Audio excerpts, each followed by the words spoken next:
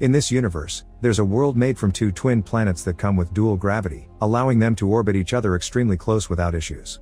There are 3 natural rules that keep everything in order. All matters are pulled only by the gravity of their planet of origin. An object's weight can be offset using matter from the opposite world, which receives the name of inverse matter, and matter in contact with inverse matter starts burning after a few hours of contact. These 2 planets are so close to each other that they have become each other's sky views. They also keep the 2 classes separated. The upper world is rich and sophisticated, full of technological advances for the upper class to enjoy, while the lower world is dark and poor. The upper world exploits the lower world's resources for its own benefit, and they own the only company that has a building connecting both planets, called Transworld. In this company, people from different worlds are allowed to interact for the sake of work, and it comes with its own facility for the rich people to enjoy alternate gravity for the sake of curiosity. Outside this building, people from different planets aren't allowed to interact, and the law will punish them if they do so. It's in an orphanage in the lower world where young Adam lives after he lost his parents to a trans-world factory explosion that destroyed half the city. His only living relative is his great-aunt Becky, who Adam visits on the weekends, getting to enjoy her flying pancakes. The secret behind these pancakes is in a book that Adam will inherit someday. It turns out Becky uses pollen from pink bees, who pollinate flowers from both worlds and live in the Sage Mountain. One day, Becky sends Adam to that mountain to collect pollen, and he gets to climb to the highest point, allowing him to touch the upside-down rain from the other world. When Adam throws a toy plane up, it falls on the upper world and is caught by a cute girl that instantly becomes his friend. From that day on, the 2 of them keep on meeting there, and once they become teenagers, Adam and Eden start a romantic relationship. Adam always uses some rope to bring Eden over to his world, that way they can kiss, hug, and share food from each other's home.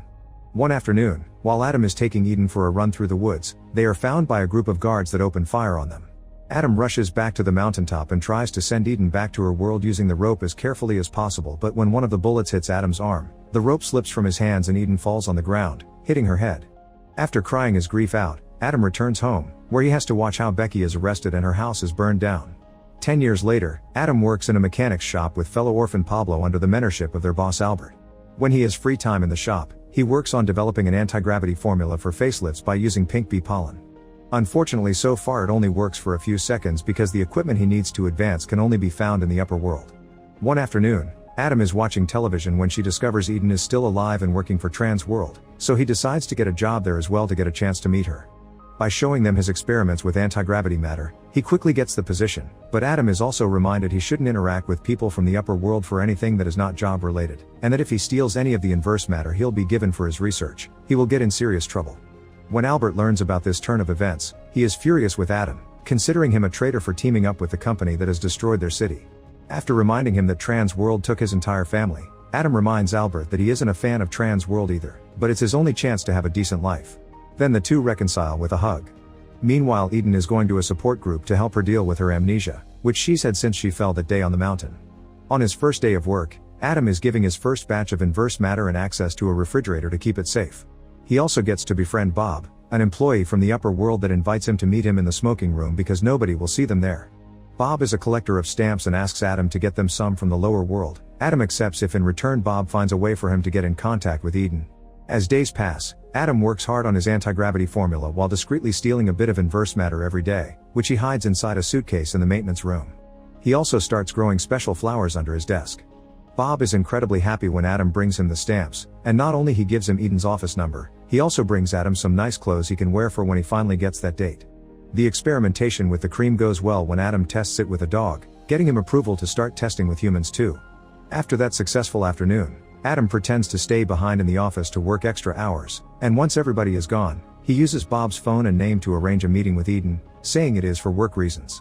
Later in the evening, Adam gets Pablo and Albert to help him make a special suit to hide the inverse matter in, that way he can see Eden while pretending to be from the upper world. Pablo wonders what exactly Adam's plan is here because even if Eden takes him back, the law will never let them be together, but Adam dismisses his worries. The next day, Adam changes in the maintenance room, and his body changes gravity as soon as he puts on the inverse matter on his clothes. He has to leave in a hurry because a guard hears him around and comes to investigate, but he manages to take the elevator before he gets caught. Sadly, seeing Eden again isn't as exciting as he hoped because there is a huge problem: she doesn't remember him. After hearing from the secretary that Eden has amnesia, Adam sticks to work-related conversation while occasionally dropping hints about their childhood together to see if it triggers something in her, to no avail. Eventually the inverse matter in Adam's clothes begins burning him, so he rushes out of the room claiming to need to relieve himself. In the bathroom, He wets the inverse matter to cool it down a bit, and before going back, he decides to pee, but since he is from the lower world, his urine floats up and hits the ceiling, activating the alarm. Now Adam has to run back to the lower world to avoid being discovered, leaving Eden waiting for him for nothing. The following day, the company's CEO announces which employees will be fired next, which seems to be a regular occurrence in Transworld. The list of employees includes poor Bob, who is told it is time for him to retire after 31 years of service. At the end of the day, Bob says goodbye to Adam and gives him a box pretending it's extra tools for his experiments, but he actually includes his ID so that Adam can leave the building through the upper world door. After Bob is gone, Adam uses his phone again to contact Eden and ask her out on a date. Using the inverse matter suit and Bob's ID, Adam gets to visit the upper world for the first time and is amazed by the way technology can be found in every corner. He meets with Eden at a restaurant and can't help asking her how come she doesn't remember him, but Eden gets so upset about her lack of past memories that Adam changes the story to mean randomly seeing each other in the elevator. The two of them have a lovely meal together, and when Adam's shoes start burning, he ends the date, promising Eden to see her again soon before running to the nearest river and jumping into the water. Then he drops all his weights and lets them sink. That way he returns to his own world naturally by letting gravity take him back into the opposite river. That night, Eden dreams of blurry mountaintop meetings and Adam's voice. Sometime later, Adam makes a presentation at the company to show how the cream is finally working on human faces as intended. Eden shows up to ask if he's really Bob, and since their bosses are there, Adam can't lie and tells her his real name. Eden leaves in tears thinking he must have been trying to scam her, so Adam drops the presentation in the middle of it and goes looking for her after changing into the new inverse matter suit he's made. Eden's secretary tells him she's left the building and Adam does the same using Bob's ID again, but this time the system is up to date and recognizes the card as terminated, which means guards start chasing Adam too. Adam runs through the city and realizes he only has one way to lose the guard. He takes off his weights and lets gravity take him up to hide underneath a building balcony. That night, Eden dreams again, and this time she remembers her entire first meeting with Adam when they were kids. In the morning, Adam goes to Bob's house, who doesn't hesitate to hide him for a while and fixes his suit to make it stop overheating anymore. As thanks, Adam shows Bob his anti-gravity formula, explaining he didn't tell Transworld the final ingredient so they can't steal it from him. The people at Transworld are realizing this too, and the CEO orders his guards to find Adam before the cops do. A few moments later, Adam visits the same restaurant and is pleased to find Eden waiting for him because she finally remembers it all. The couple reunites with a kiss, but unfortunately their sweet moment is interrupted by the police coming after Adam, forcing him to escape through the window and lose his weights again to let gravity take him back to his own planet. While reporters on TV cover the story of a fugitive from the lower world, Adam returns to the mountaintop, which is the perfect step to take because Eden does the same on her side. The couple reunites once again when Adam jumps over with his inverse matter suit and they get frisky while they float around thanks to their combined gravities. Shortly afterward, the guards find the couple and begin chasing them through the woods, thus Adam decides to take off the inverse matter weights and grab Eden to take her with him as his planet's gravity does its thing.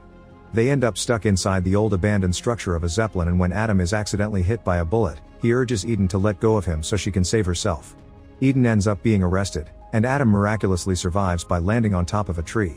As Adam makes his way back home, he's approached by two agents sent by Transworld that leave him an ultimatum. If he gives them the complete anti-gravity formula and promises not to contact Eden again, then they will drop all the charges. While Adam starts to come to terms with the fact he is lost and he'll be a loser in the lower world forever, Bob continues to experiment with the anti-gravity demo Adam left behind and manages to take it one step further by combining it with water. In the meantime, Eden receives the special flowers Adam had been growing, inspiring her to go to Bob for help. The next day, Adam is working with Albert again when he's suddenly visited by Bob, who has managed to come to the lower planet by using the updated anti-gravity formula on himself, since the body is mostly made out of water. He's also sacrificed his stamps to make some money and bought the patent under Albert's shop's name before Transworld did, so their future is secure. Lastly, Bob tells Adam he has a date waiting for him.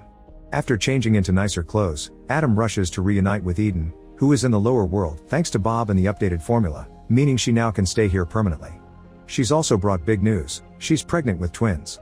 The couple is happy to start a family together, and thanks to Albert's business picking up through the formula and the birth of the first kids that can live in both worlds, society slowly begins changing until both worlds become equal in class and technological advances. Make sure to subscribe and turn on notifications so you can watch more videos like this. Thanks for watching.